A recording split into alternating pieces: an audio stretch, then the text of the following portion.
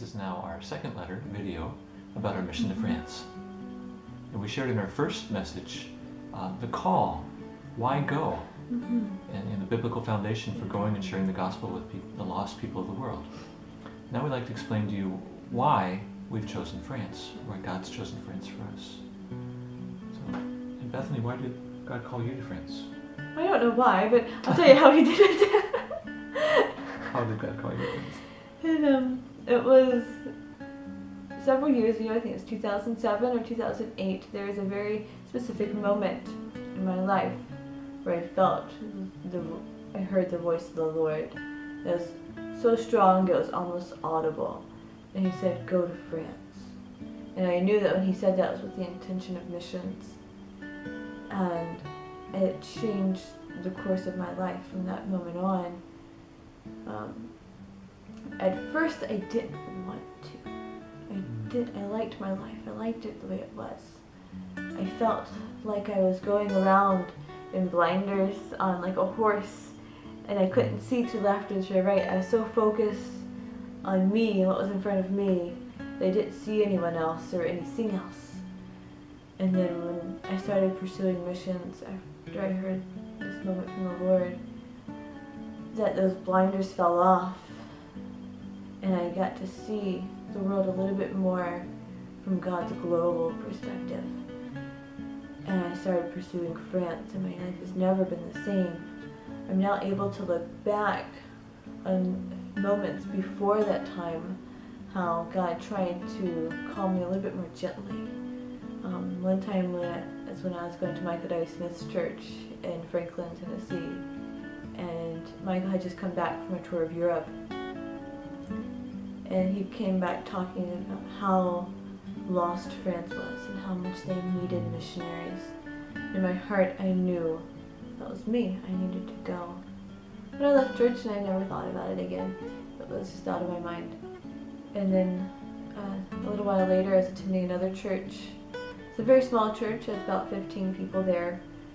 And the pastor was preaching and said that there is someone here today that is called to be a missionary that doesn't want to be.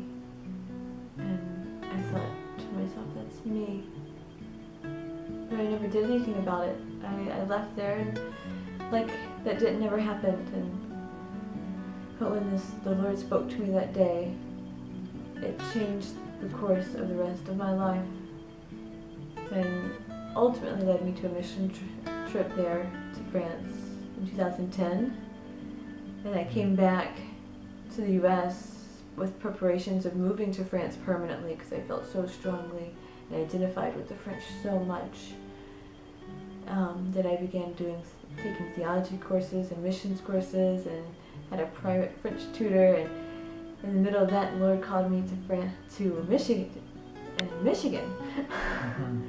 And yeah, that's where I met Joel, and we started our journey together. My journey to France is a little bit different. I felt the Lord's calling to global missions back in college and had a short-term mission trip in Leningrad before it reverted back to St. Petersburg. And I'd never had a specific calling to a place to go. Just God had given me His heart for the lost. And we'd certainly prayed for France many times in college. Because I'd seen how the philosophies had gone through there centuries ago. They left just God out in the dark. When Bethany and I got together, and I recognized her heart for the Lord, her heart for missions, and she had a specific place in mind, it really struck true to me that I need to be there. And France is such a strategic place to be. It's had an influence on the world for a long time, that while that influence is declining, it's still strong. And as a cultural center, as a financial center, and in education, Yes. hundreds of thousands of students are sent there to the universities to learn, and they go back to their own countries to become leaders there. And many of them are from countries that are closed for Christians. Missionaries are not able to enter, or it's very difficult to enter. So Paris is so strategic. It's such an exciting place to be able to reach them with the gospel so that they can become vibrant disciples and take the gospel back to their country. Another thing that I find interesting is the historical background. If you're part of our newsletter list, you'll read about this in our letter. But I love history, and the Christian history of France is inseparable from the history of France itself. It was first evangelized in the second and third centuries, right after the time of Christ. But some of them say it's from some of the apostles themselves.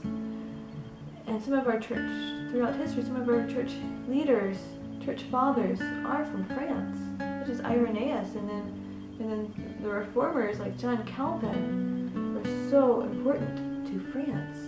And to see where it has become now, and how much they have disregarded it and have been persecuted for it. The Christian believers have been persecuted for their beliefs, and the non-believers have disregarded and shunned it out. But with the Enlightenment and their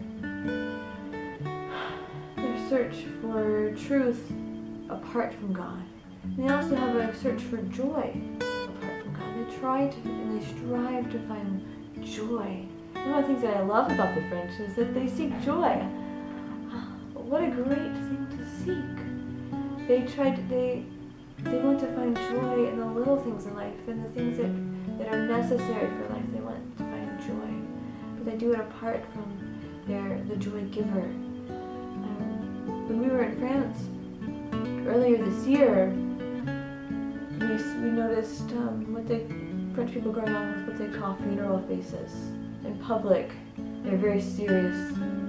They don't look at each other, they don't smile, they don't speak.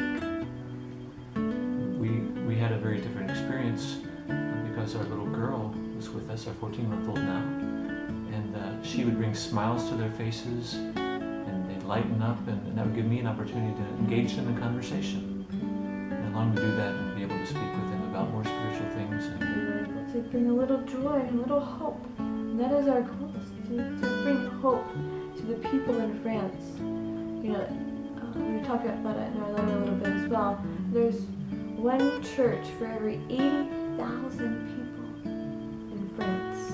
You know, here in the U.S., we have churches all over. There's hundreds and hundreds in one little city. And it seems like in some places they're on every street corner. And it's so different. It's drastically different. The churches there are empty cathedrals, usually. And that's what they think of when they think of church. They think of something that's dead, that's old, it's a museum. But the French believers, they would love to see one church for every 10,000 people. That's a big task. And we want to be a part of that. We are so excited to be a part of multiplying churches in France. And that's what God is doing. We're seeing that He is doing great things in France right now. We've got more to share with you. We've got 2 more letters and videos to come, and some more information on the way.